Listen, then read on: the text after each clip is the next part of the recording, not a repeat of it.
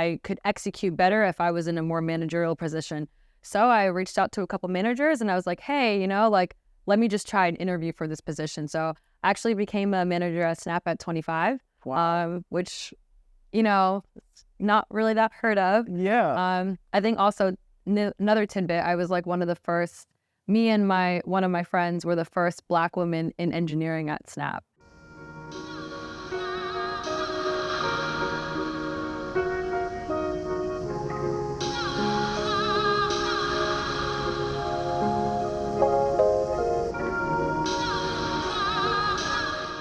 Welcome to another episode of Day in My Tech Life. My name is Simone B, also known as Bees, and today we have an amazing guest. Her name is Yasmin Abdi. She is the security engineering lead at Snap and also the CEO founder at NoHack. Welcome to this episode of Day in My Tech Life. I'm super excited to have you. Super excited to be here. Yes, I met you not too long ago, but I had to have you on because your background is just amazing. For you to be so young and to be a lead at Snap is just insane. So appreciate it. Yeah, can you tell us how you got started in tech and what made you want to get in tech? Yeah, absolutely. Well, I think first and foremost, I'm super excited to be here with you. I've seen all of your work, whether that's on TikTok or YouTube. So really excited to be a part of this amazing opportunity. How I got into tech, honestly, truly, I would just have to shout out my dad. Back in 20, maybe like 15-ish, when I graduated high school, my dad was like, cybersecurity is going to be the thing. And I didn't really know what that meant at that time. I knew that I was always really good in tech. I knew that growing up, my family would always be like, you're the one that's going to fix the TV when it's broken, fix the random tech things around the house. And from that, he was like, cybersecurity. And I didn't really know what he was talking about, but he just kept saying job security. And me at 17, graduating high school, I was like, okay, as long as I'll get a job post-college, I'll take it. And fortunately enough, my dad was like, well, I'll make a deal with you. If you go to school and you study cybersecurity, I'll help you out with your tuition. So I think fortunately enough for me, it was because of my dad. And then when I got to the University of Maryland, I took my first couple of computer science classes and really just fell in love with all things technology. I think for me, always being challenged, always being able to critically think, especially in today's environment where everything is changing, you're learning new things every day. It doesn't matter how old you are. Even someone in high school or college or someone that's 50 years old, we're all learning the new, latest, greatest technology, whether that's new security vulnerabilities are coming out or new technologies that we're using. So for me, I didn't ever feel like I was late. I didn't ever feel like I had to catch up or anything like that. So I knew that tech was something that I could continuously be learning from. And I knew that for me, I always wanted to be challenged. I always wanted to learn. So that's kind of how I got in. For my dad's sake, and then in school and college, taking those first couple classes, learning so much, being able to build amazing things, being able to take ideas that I had in my head and being able to produce like games or programs or help me automate some of my tasks early on in my freshman year. I knew that that was something that I was really interested in continuing. Yeah, that's dope. So where are you from? What made you want to go to University of Maryland? Yeah, I'm from Ashburn, Virginia, and I knew that Maryland was always a top 5 school in cyber, top 10 school in computer science, and being so close to the government, being so close to where the country makes its laws around cybersecurity and anything like that, I knew that the opportunity going to Maryland, being so close to DC, was stellar. It just wasn't a competition. I was going to go to Virginia Tech, and it was like, nah, Maryland's a little bit better. Yeah. No shade to anyone that's going to go to tech, but I think for me, being so close, DC in the background, and being that I focused in cyber, I knew that Maryland was for me. Dope. So did you get your degree in computer science or did you focus on cybersecurity? Yeah, so Maryland has a really nice program where you pick your major, so computer science, and then your senior year, you can specialize and focus on whatever sub area you want to. So there's data science, there's artificial intelligence or cybersecurity. There's all these amazing paths. So I picked cyber. Yeah. No, that's amazing. We did not have that at VCU, like Oh, at all. No. you went to VCU? Yeah. Okay, so my sister went to VCU. Oh, for real? Huh. Yeah. She graduated in 17. 17. Okay. Yeah, I graduated 2014. Oh, nice. Yes. Must have missed each other a little bit. A little bit. Yeah. No, we did not have that. So I went to school for computer science at VCU. It was a great experience, but you know, it's no University of Maryland, but it was a great experience. And you know, I pretty much ended up doing internships with other kids that went to Virginia Tech. So while you were at, yeah. Get into that. Yes, exactly. I want to know what type of internships you got into going to UMD. I mean, I know you had to have crazy opportunities. Yeah, absolutely. I pride my whole where I am today on all of the internships I had. It definitely helped level me up and get to the place that I am today. So maybe just taking a step back, my freshman year, I was part of a couple of programs. So anyone who's watching this that's freshman year of college, or any new grads or anything, that maybe any even high schoolers that are watching this, I would definitely recommend just trying to reach out to different organizations, different clubs that can bridge that gap for you to maybe meet these big tech companies. So just to name drop a couple, I was part of Code 2040, I was part of MLT, and both of these programs, you should probably be writing those down, both of these programs help minority students bridge that gap with these tech companies. So they'll like either fly you to a conference where you'll meet these huge tech companies and things of that sort. But at these conferences, freshman year, only took 1 or 2 computer science programs, but I was eager to learn. I put myself out there, and I really just was like, here is my resume. I've only taken a couple classes, but I'm willing to work really hard. I'm really just give me the opportunity, just give me the chance. So freshman year, I did that to a recruiter that worked at Snapchat. And he was like, you know what? I was like, back in 2015, I was like, Snapchat's my favorite app. I'll tell you all the things that you guys need to add to the app. I'll tell you everything that's wrong with the app. I'll tell you all the improvements. So I came to him with all these different ideas, and he was like, oh, wow, this girl, something's different about her.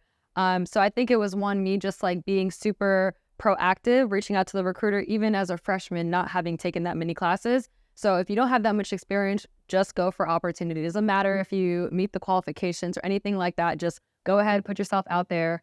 So that's what I did freshman year. And thankfully enough, after the interview process, studied my, can I cuss? Ass off.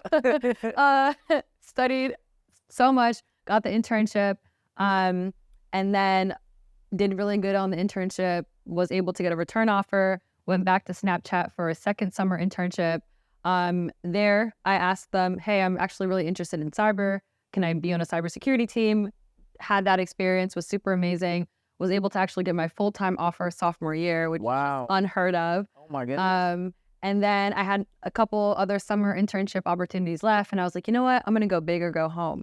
So I applied to Google. As a computer science student, your dream and your goal is to work at Google. So I applied for a Google internship, and thankfully enough, with the grace of God, I got it. Okay. And then also I applied to Facebook's internship, and I got that too. So I had the opportunity to have internships at Snap and at Facebook and at Google. Okay. All right. That's amazing. So you interned with Snap, Facebook, Google, but what was the money like? The money was moneying. The money was moneying. I can say, like, honestly, as an intern, they pay you what they would pay a full-time software engineer, just like in the condensed, like, 3-month period. So Snapchat, I mean, I could throw some numbers out because it was an internship. So I think I was making around like $12K a month. Wow. So y'all can do the math. $12K a month as a freshman in college. That's amazing. And then Google and Facebook, did they come like better? It was the same. About the same? Yeah, it was the same. Yeah, I mean, Honestly, Snap, they set the bar high. Yeah. Yeah.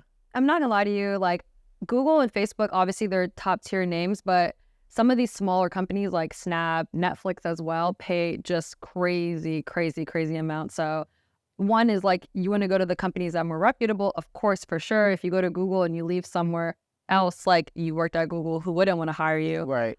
Which is amazing. But these other like really amazing companies like Snap, like Netflix, and a couple of these other places like pay a lot. So I think Snap is like 95th percentile is what they keep the bar at. That's amazing. Do they give intern shares or no?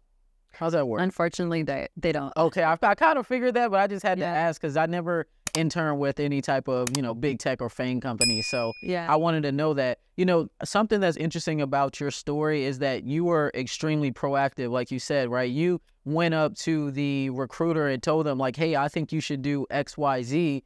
And that allowed you to stand out compared to other people that were applying to them. So I think that people need to really take that and internalize it and know, like, when it comes to getting in tech, whether you're trying to get an internship or a full-time job, like if you come in and you have like a plan, suggestions, and then also just saying that, hey, I'm willing to work really hard, because that's something I do too. I'm like, hey, I don't know everything, but I will work hard to learn it and study and prepare and do my best, right? And they love to see that. So, I know now you are a lead at Snap. And how old were you when you became a lead at Snap? Like, how did you do that you're only 26. So, I mean, how did you do that so fast? Yeah. So I was always born a leader. Yeah. So that question is like, oh, maybe when I was like 5 years old, I thought I was a leader. But Did you play sports? I did play sports. Okay. I played Yeah. in high school. Unfortunately, didn't make it professional or college, anything like that. But I played in high school. I played basketball. I played field hockey. But I think like for me, I was like captain of the field hockey team. I was captain of the basketball team and things of that sort. So I've always had that like leadership ability just like built inside of me. So when I came to Snap, like right out of college, I couldn't be a leader. Yeah. Had to work my way up. But honestly, I think within the first 2 years, I knew that. So that was like also another huge thing back in 2017. That's kind of sad though, right?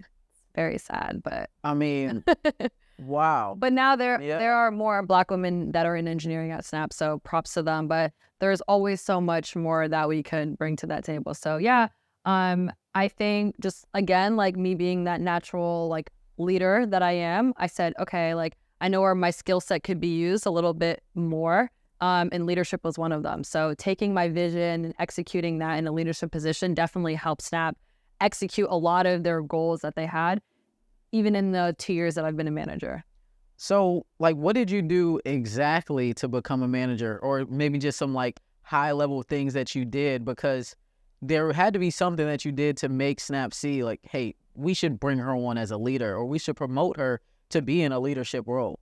Yeah, absolutely. I think first and foremost, it's really important for you to, relationships are fundamental. I think relationships are currency these days. So I started spending a lot of time with other security leaders and managers at Snap. And I was just transparent with them. I was like, hey, like, like I'm a great engineer, but I just think so much bigger.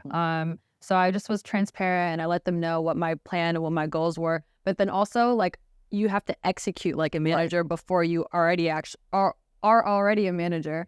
So I think for me, like 6 months before I got it, I was already acting like a manager, whether that's leading meetings, whether that's helping people see what their downfalls are, or whether that's working cross-functionally around other teams within the organization, whether that's making decisions and all of those things that a manager does, I was doing well before I became a manager. So when it became time for promotion, they were like, this is without a doubt a manager. Wow. No, that's amazing. I think that, people definitely need to know that they can be leaders in tech, even if you aren't really there yet. But I feel like something that we probably have in common is, since you play sports, when you're a leader in sports, like you're a captain your whole life and you're always performing at that high level, when you come in, even though you're young, you don't get intimidated by like people being double your age, right? Like, so how was that dealing with being a manager and people are maybe 20, 30 years older than you? Yeah, I mean, honestly, it is definitely intimidating. I don't want to say that it's not. But I think one of the most important things is really knowing what you're speaking about. So if you go into a meeting, say you're speaking about like artificial intelligence, for example, make sure that you know the ins and outs. Make sure you know A to Z, the foundations, the fundamentals. So when someone asks you a question, whether they are 20 or 30 years older than you, you know what you're talking about. I think that's super important because especially in tech, especially in cybersecurity, things are changing every day. So me and my partner that's maybe 25 years older than me, he doesn't know more than me because this new thing came out 6 months ago. So we're both learning it at the same time. So I think that's like the really good thing about security and about technology is things are changing all the time. So you never feel like you're a step behind because things are always evolving and changing. So they might have more industry experience, but when it comes to these new technologies, when it comes to these new processes and policies and things of that sort, you're not actually behind because it literally is happening as we're going. So I think that's probably the one piece of advice that I would say is don't feel intimidated. We're in this new landscape where things are happening as we're seeing it. So if anyone is even trying to break into tech or security or anything of that sort, don't feel like you're behind because me and you probably will be learning the same thing in the next couple of months. So yeah, I think that's what I would say. Okay. So since you're saying that you and somebody else will be learning the same things, what type of skills should people focus on learning to become a cybersecurity engineer? That's a good question. Yeah. I don't know where to start. There's so many.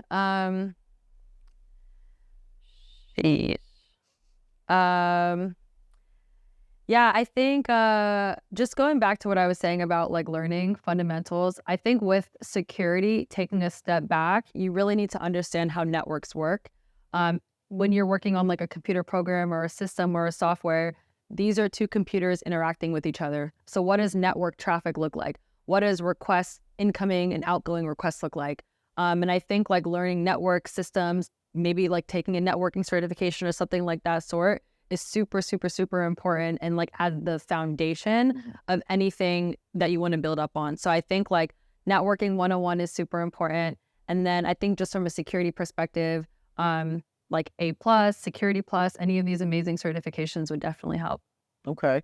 So what skills do you think helped you the most? I know you got your computer science degree, cybersecurity, you have all the experience, hands-on experience, but like what skills specifically do you think helped you the most get to where you're at?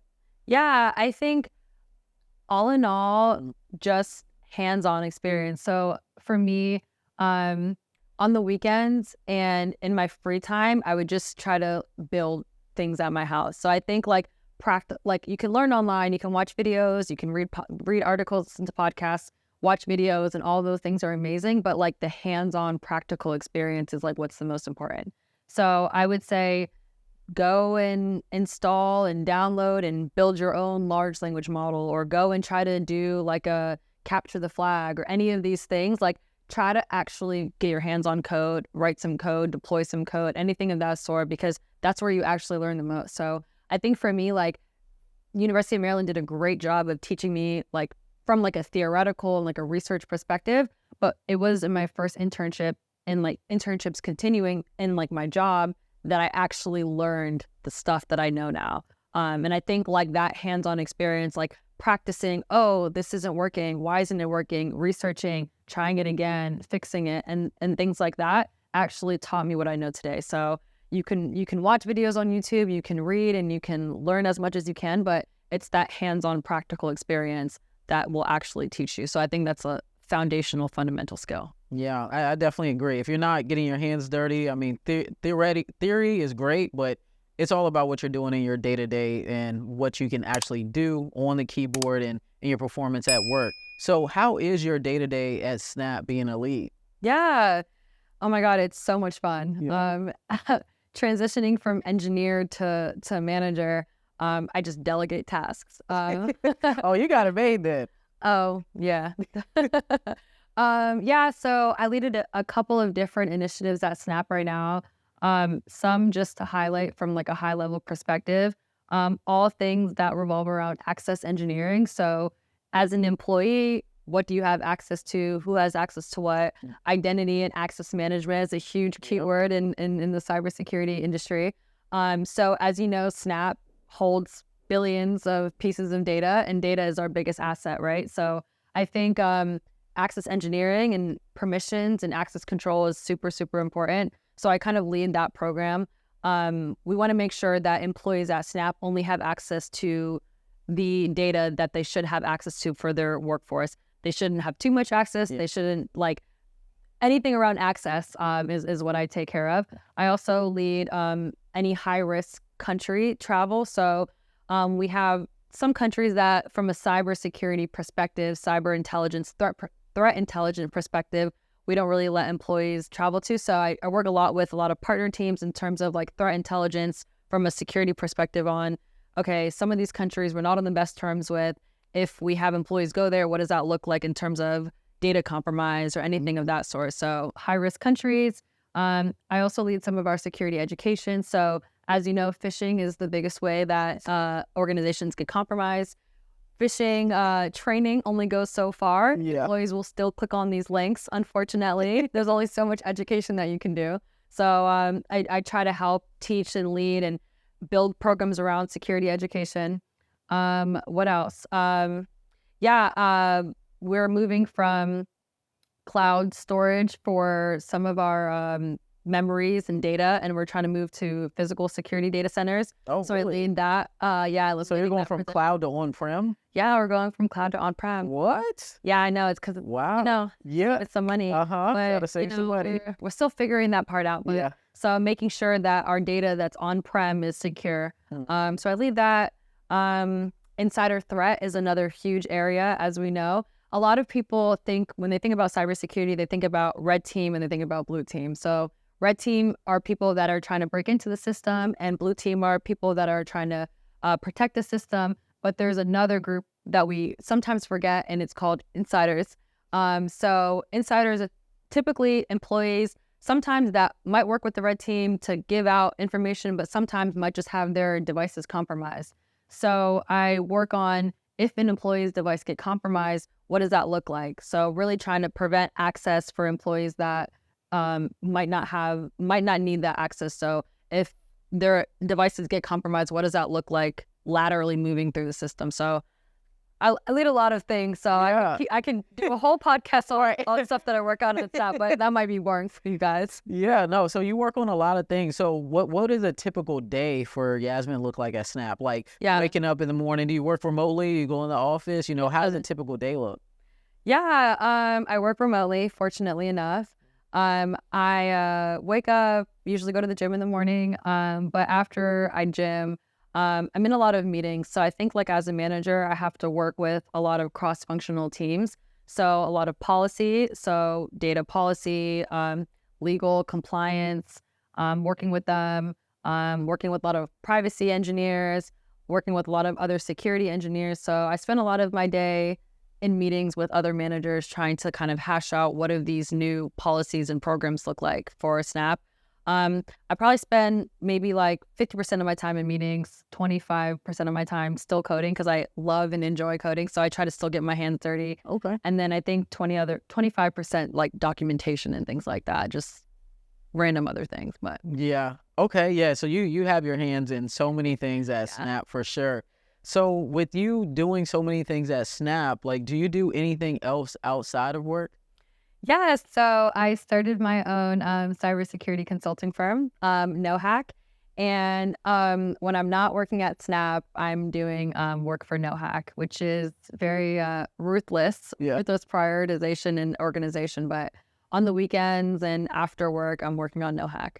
Okay, so at NoHack, like, what are you doing with NoHack for people to know exactly what you're doing there if they want to hire you? Yeah, absolutely. So NoHack is a cybersecurity consulting firm.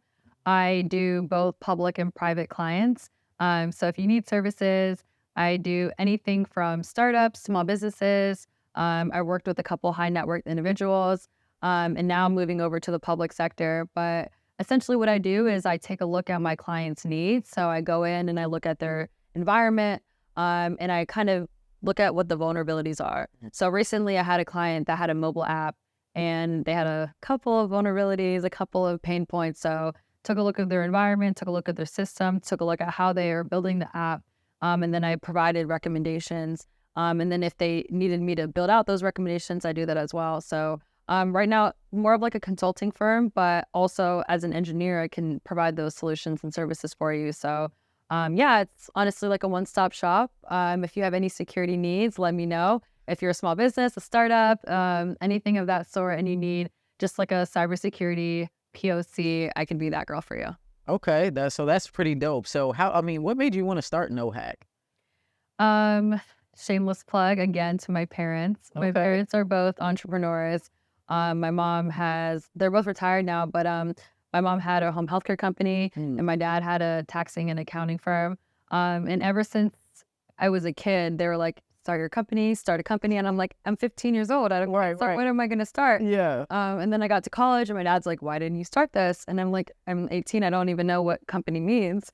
And then I think like, a couple years after I got the experience at Snap, I was like, okay, I'm ready to start my own company. And I think for me, honestly, the financial freedom, the ability to work for yourself, the ability to just be on your own time, the ability to working for someone, I saw all of I don't want to say loopholes, but I saw all the ways that people can use you and you're not really getting the complete benefit of it. Okay, Right. you can get promoted every 2 years or 3 years. Yeah. You can get 20K more on your salary every couple of years, but the work that you're doing, you can do for yourself and make exponential amount of money. So I think for me, the security I'm doing at Snap, amazing. And I'm so thankful and I'm so grateful. But me doing it for myself, I've only seen how much more I could make and just the freedom that comes with it. So I think having that opportunity has just been so nice to see.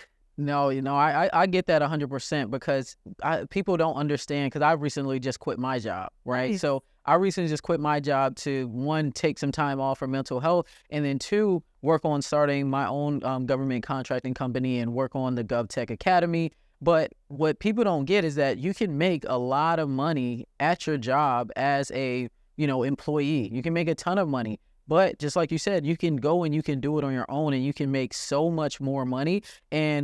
But it's not for everybody. And that's something that I realized, right? Because when I quit and I put the video out, people were telling me, they're like, "Oh, you're crazy for quitting. You'll never be able to get another job paying that much." But like I know, when you have the hard skills, you have the education, the knowledge, the certifications, you can always get another job. And I think it's just a certain type of person who wants that, hey, or a certain type of person who knows, I can do this for myself and make way more money. And I'm sure there might be a day where you're just like, hey, I'm just going to work on NoHack full time. Hopefully soon. Hopefully soon. Yeah, but see, and that's another thing too, because you're such advanced for your young age, right? So Appreciate it. yeah, no, you're super advanced for your age. And I think that what people don't realize as well is when you progress so quickly in your career, what you've achieved by a certain age is something that, you're like, hey, I've seen pretty much almost everything I can see here, and I know what's on the other side. So I want to kind of talk about the financial freedom piece. I don't know how much we can talk about money. I know, we talk about Snap and stuff, but could you give kind of ranges of what people can expect? Let's say if they're starting as a cybersecurity engineer or whether they become a manager in cybersecurity. It doesn't have to be your exact numbers, but. Yeah, no, happy to provide ranges for sure. So a new grad at Snap is making anywhere around 200 to 220K. Okay. And that's new grad. And then I think typically what people see is you get promoted after 2 years.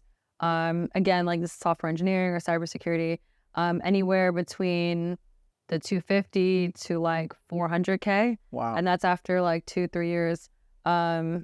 And then as a manager, you're making anywhere between 5 to 6-ish. So what's your total comp made up of at Snap? Yeah, so total comp is based on 3 things. First, you have the salary.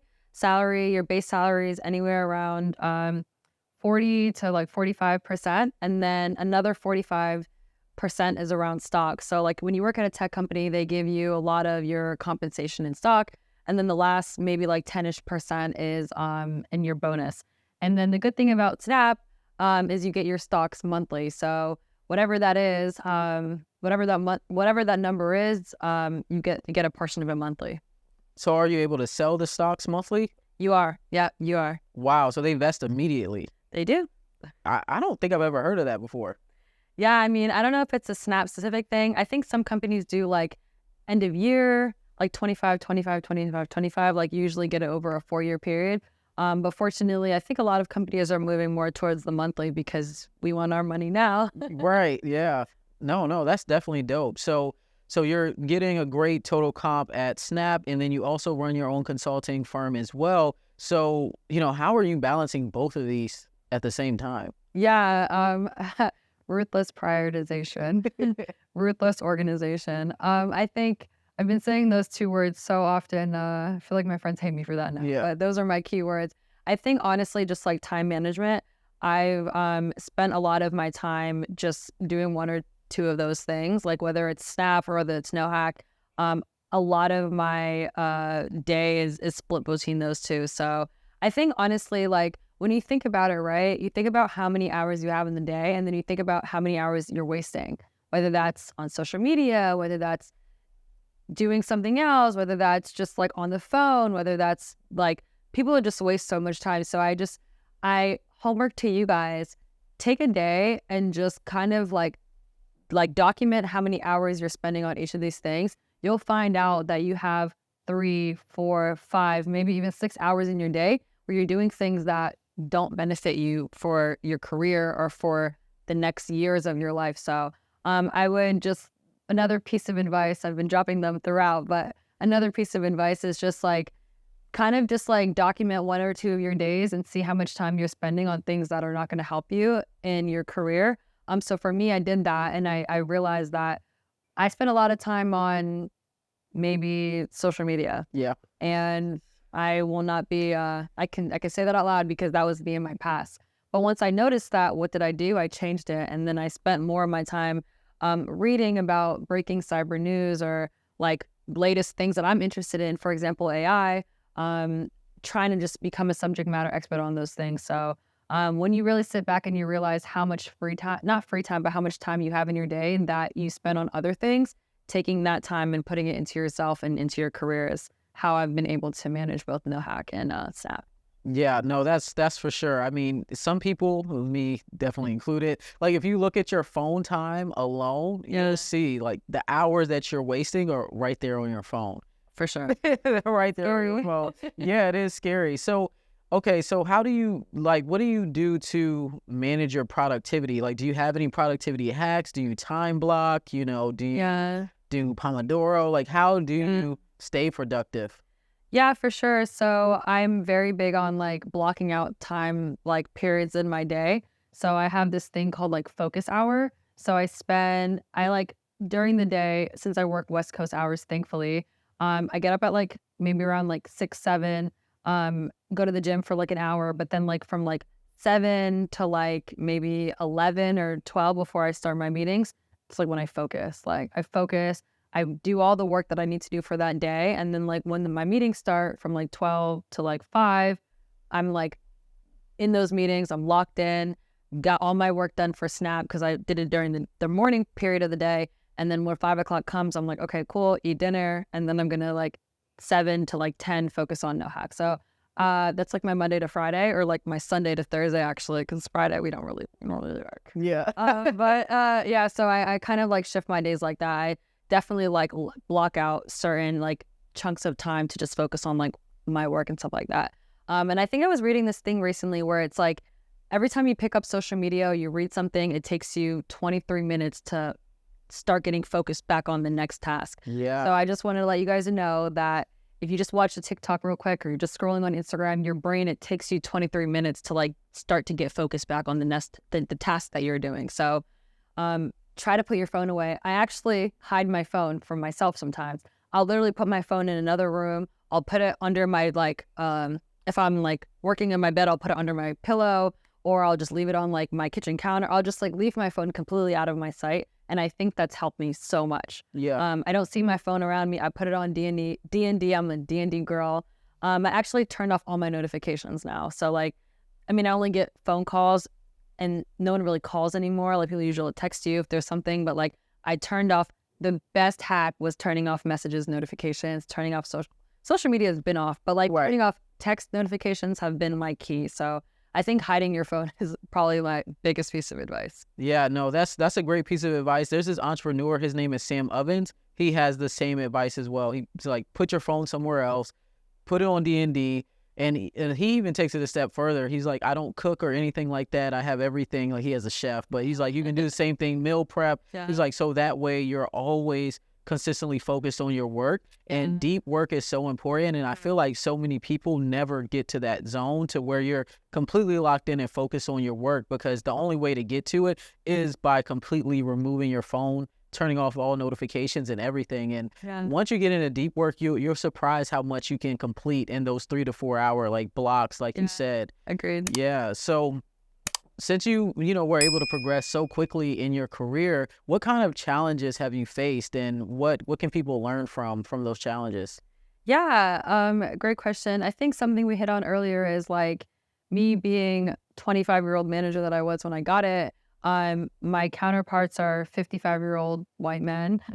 So just being able to be respected in that same vein where, yeah, I'm half your age and I'm a Black woman, but I'm here and I'm here for a reason. So I think honestly, like I said, just like being able to know the foundation and really, really, really know what you're talking about has helped me tremendously. So whenever there's a question being asked, I'm first to answer, and I can answer and talk in depth about whatever it is that they're asking me. So it's never a question on does she know or does she not know, because she will know. Yeah. So I think like make sure that you are really, really gun-honed in whatever it is that you're doing. And I think secondly, one of the challenges I faced is I never saw someone that looked like myself growing up. And I myself try to be that for other people, right? So try to be a role model, try to help, try to be as public facing as I can for all these other like young Black women or brown women or women in general, like, like she's able to climb the way up in Snap and do her own thing and stuff like that. So finding role models, thankfully now there are more people like myself in these places, so you can look up to us. And then I think lastly, finding a support in a community. There's so many amazing organizations that kind of help bring together these minority groups. So yeah, I think those would probably be some of the challenges I face, and then some of the ways that you can combat with those challenges. Yeah, no, those are all great things. I just feel like we never have had any representation. Like just like you said, you were one of the first Black women, One of two. one of two Black engineers at Snap. Yeah. In 2017. Like that's Crazy. That's crazy, because Snap at that point probably have been what, maybe 10 years. Oh, yeah, 7 years old. So, us having or being public facing so people can see us and they can really see what is possible. That's really why I do everything that I do. So I definitely commend you to have that being your mission, right? Wanting people to see, hey, you can be a Black woman and you can do very well in tech, even if you are the only Black woman there, you can do it, right? So what's one piece of advice that you could give people to get to where you are today? Love this question. Something that I would tell my younger self is don't be afraid to ask for help. Don't be afraid to put yourself out there. There are so many people that are willing to help, that are willing to extend their hand. I, for one, am willing and able to help anyone that is going to reach out. So definitely reach out to people and ask questions, like no question is dumb. I know you hear that all the time, but I think that's something that I would have wished that I've done earlier and so much more in my career. So if you're new in tech, if you're new in government contracting, if you're new in any of these spaces, it's okay to be new. We were all new at a certain point. So don't be afraid to ask for help. Don't be afraid to be a beginner and be new in an industry and new in a space. So yeah, that's what I stand on. That would probably be my advice. Yeah, I mean, you have to do that in tech, right? If you're afraid to ask for help, you might be one of those people who sit and struggle with a task for weeks on weeks. And I would have to say, like, that's the worst position to be in tech. Yeah. If they give you a task and you're just spinning your wheels, and somebody's like, why didn't you say something?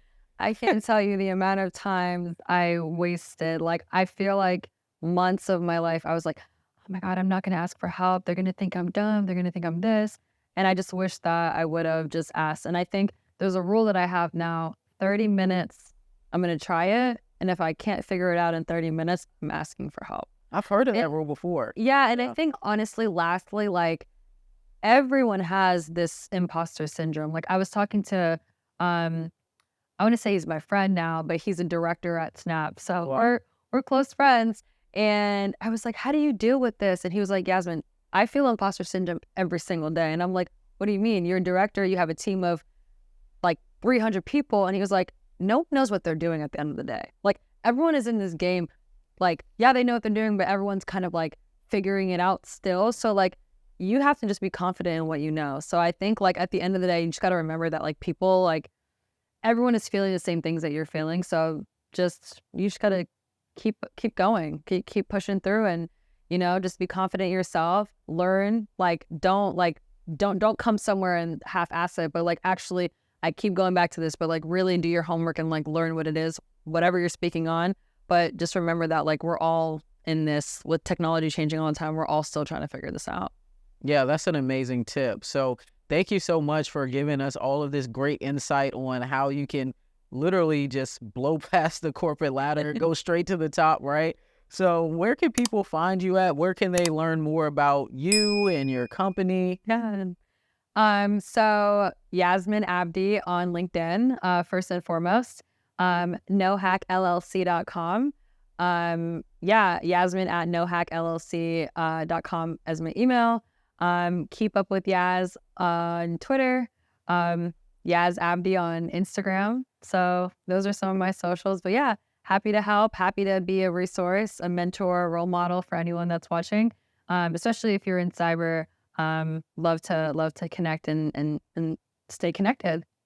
Thank you so much, Yasmin. Thanks for coming out. I definitely appreciate you for coming. And that wraps up another episode of Day in My Tech Life. My name is Simone B, also known as Bees. Make sure you like, comment, subscribe, and hit the notification bell so you can watch more episodes. See you on the next one.